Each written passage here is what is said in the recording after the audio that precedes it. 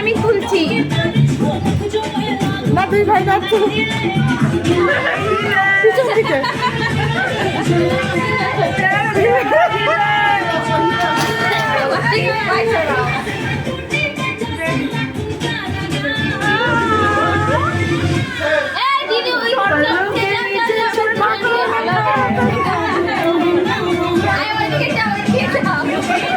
দিদির দাদার কাছে যাও।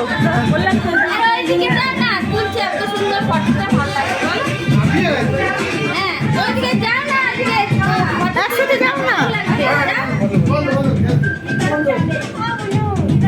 হেভি লাগছে।